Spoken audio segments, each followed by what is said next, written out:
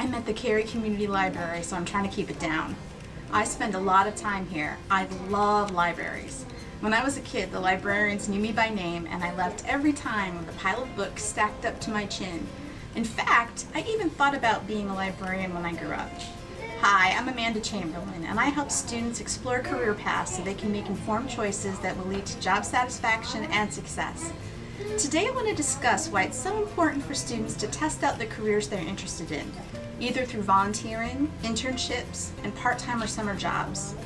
When I was 16, I spent my summer working in a library to get enough community service hours to earn a Girl Scout Gold Award. As I said, I love the idea of being a librarian, so this was the perfect chance to get some experience. After spending the summer there, I discovered that while I still loved the library and the library staff, I had absolutely no interest in all of the administrative tasks that went along with the position.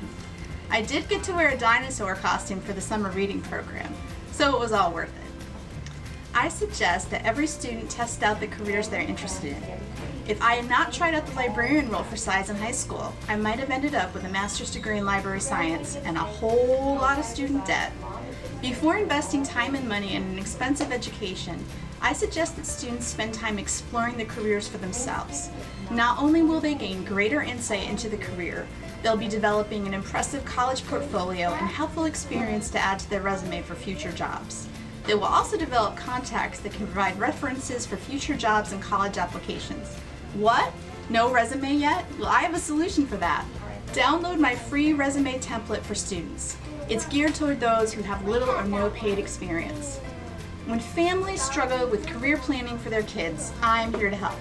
Don't waste your money on an education that isn't a good fit. Contact me at the email address below to get started. And let me know if you have any great book recommendations.